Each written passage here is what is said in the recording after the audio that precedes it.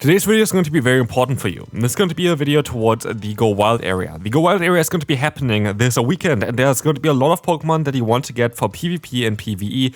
And trust me, there are going to be a lot of Pokemon you want to have for the future. So, with that, hello and welcome to a new video. Today we're going to take a look at the Go Wild area. We're going to have here not only the general event here, which you're going to take a look at real quick, but you're also going to have a tier list later on where you're going to showcase which Pokemon you want to really get, and there's some secret ones which I might reveal for it later as well, where you maybe want to take a look at them as well, but trust me, it's going to be worth watching until the end. But yeah, anyway, let's take a look here real quick at what Pokemon we're going to have here, what's going to be happening. From 10 AM till 6 PM each day on this weekend, we're going to be able to encounter new new Pokemon, for example here, the Impidimp line there, I think it's called Impidimp, the small one of it, it's Morgram and then Grimmsnarl. But yeah, those are going to be very good for PvP. Those are going to be very interesting generally. There's going to be a Gigantamax form for it already. And there's going to be this Pokemon also has a shiny, which looks amazing, which you see on the right. There's going to be 3 new shinies total, which is going to be also quite interesting here. I think it's called Primora or whatever. Like this one in the middle there is going to be very cool as well. Just looks like a cool shiny. But generally, the cool thing about the Go Wild area is that you're going to be able to encounter mighty Pokemon again. And those can be, I think, up to level 45 with a weather boost in the wild.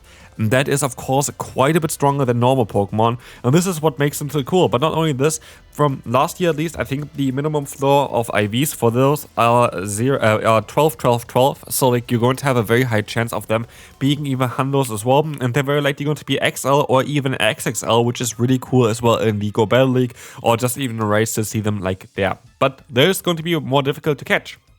In order to really easily catch them though, you're going to need the Go Safari Balls. I would always kind of keep them for those mighty Pokemon, and they're going to be even more mighty Pokemon as well later on that are going to be added towards people who are paying for this event.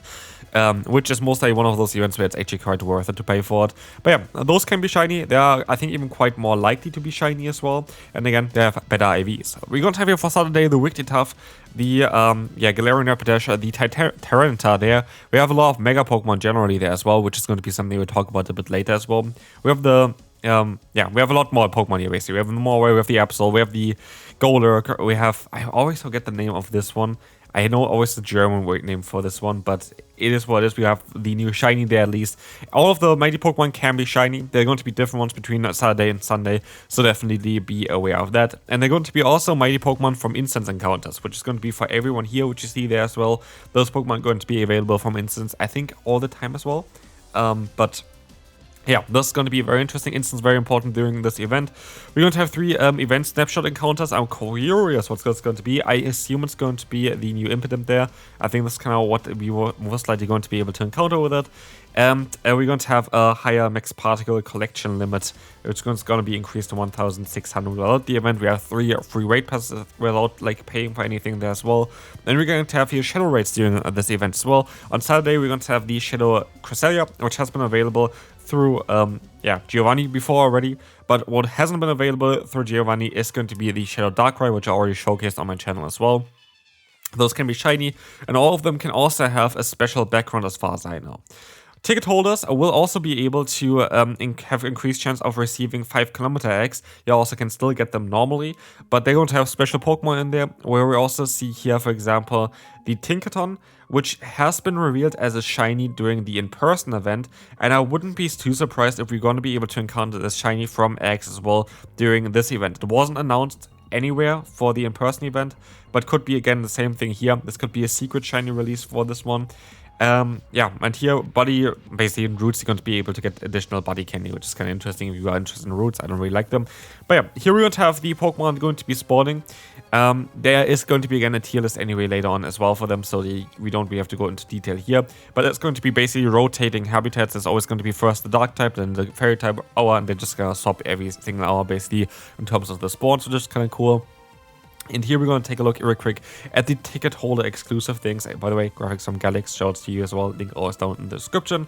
We're going to have here the Unknown, which is going to be an instance, and we're going to have the Lake Trio, which is going to be an instance only for the players who buy the ticket for 12 euro there, I think. We're going to have a special flower crown if you buy it through the web store. And we're going to have more bonuses. We're going to get, basically more particles, which is kind of cool in order to do more Grimmsnarl raids, which is kind of the main idea behind this one, is the Grimmsnarl that got added there.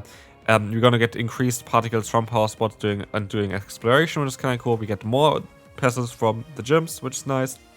We actually get 6 encounters through snapshots. We have a research path that you can choose. We have increased shiny chance, which is mainly the thing which I think is most interesting for most players. Lure will last actually 2 hours. That's a really, really cool bonus. And we have 2 times catch candy, as well as a 1/2 hatch distance and up to 6 special traits. So there's a lot actually getting added towards it. Also, we have, I think maybe we have even additional spawns generally from the instance. I think usually they give you spawns even if you don't move, if you buy the tickets. So that's kind of cool. But yeah, this is going to be it for the paid version. But now we can kind of take a look a little bit at the Pokemon, what you kind of want to go for. And I made the tier list already for you, so you don't really have to worry about me going through everything. And now I should have it fixed for you on the screen there as well. This is going to be my tier list. We're going to have the must-have tier, where is of course going to be the Pokemon that are going to be mainly interesting for you. The must-have tier is going to be why you kind of want to be looking at. Those are the Pokemon that are really nice and very important. Basically, yeah, those are going to be Pokemon here like Impidimp, which is going to be good for the Go Battle League. The Carbon is going to be good for Go Battle League. We're going to have here the Pseudo-Legendary Dragon there from Generation, I think 8 it is.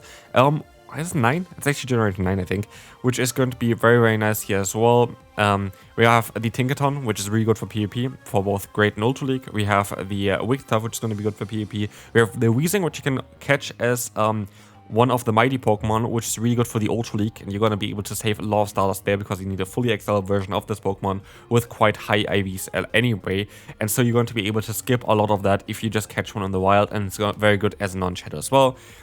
Of course, I have to put here, of course, it's called the Azumarill. It's going to be really, really good in PvP still, like literally since the beginning. Murkrow is really good in PvP as well.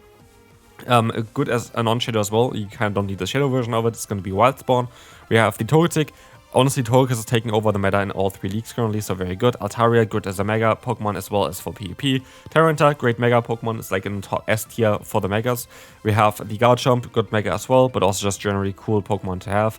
Drapion, good for PvP for both Ultra League as well as Great League and Fear. You can even get yourself a cheap Ultra League Drapion that you can just try out. Basically, it's not going to have the best IVs. You kind of want to have low attack IVs for this one. But this will do for you if you want to start into the Ultra League there. It still will do as like a Drapion to use.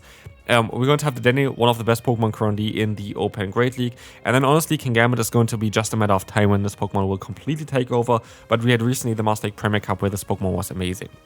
With Legends DA, there have been more Mega Pokemon released, and here we're going to have 3 of them that are going to be already available during this time that you kind of want to keep for later on. Those are Mega Pokemon in Legends DA. Legends DA is now out for nearly a month, so like it's not really a spoiler for it, but I will spoiler some of the things later on of Pokemon that you maybe want to keep for later on as well, to the point where I'm going to say that you should mostly turn off the video at a certain point, which I will say then again, where we're going to talk about things maybe that you maybe shouldn't really know if you want to play the games yourself. But basically what you're going to have here now is nice to have tier. There's going to be Pokemon that are either having Mega Evolutions or going to be just generally useful in PvP and like niche metas. That's kind of what we have here. And then we have special for different reasons. Those are going to be Pokemon here like the Audino, like the Meowth, like the... I think there was another one actually that had additional Stardust, which I think maybe I missed. I thought there was Fungus somewhere. Maybe I'm just blind. Oh, the Fungus has the second one. I'm blind here. So there are going to be 3 Pokemon that have additional Stardust when you catch them. We have here the new Shiny, for example. We have the new Shiny with Beaver with a with the costume. Beaver is only going to be available in 3-star rates though. We have Unknown, which is a new cool Shiny as well. Cool. We have Mime Jr., which is going to be for some people a regional Pokemon which you can get. Same goes for Klefki. Klefki is cool for PvP as well. Not as crazy, but like sometimes good for limited metas. But it's going to be available as well just as a normal random spawn, which is very nice as it is also a regional Pokemon. We have the Lake Trio, which is going to be mighty Pokemon. They're not particularly cool, like good generally, but you're going to be able to maybe get yourself a good one there, maybe even a shiny through instance if you have a ticket. And then we have Cresselia, which is not ideal as a shadow usually, it's better as a non-shadow. And we have Darkrai, which is just a new shadow Pokemon that got added, so it's kind of interesting with that. Yeah.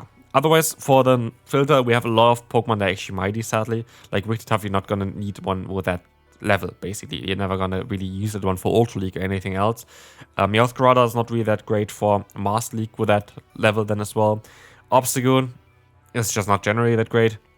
To be fair, Weavile you can use as an raid attacker or something like this, but there are better ones as well and more useful ones. Funny enough, this one here, the evolution of Murkrow, is actually the Honchkrow here, so not going to be as great because you don't want that with that level basically for the Ultra League or anything like this. Murkrow is just better because of the moves that it learns. Golurk is going to be an interesting one here as well. Currently not really that useful with a high level, but yeah, this is going to be kind of my tier list. But also, there's some more additional information that I kind of want to put in here real quick without saying anything. If you don't want to get spoiled for the future events and stuff like this, just leave the video now. I'm just going to change some position of some Pokemon and I'm going to end the video as well. So for those that are going to leave now, thanks so much for watching. Otherwise, okay, I had to get a rethink on how I wanted to do the ending here. So, if I was you, I would be thinking of maybe keeping those 5 Pokemon that I just put into the must-have tier on the bottom here. That's all I want to say about it. This is all. Hopefully you enjoyed this video. Try to get 100 of all of them, and I will see you then. Bye bye.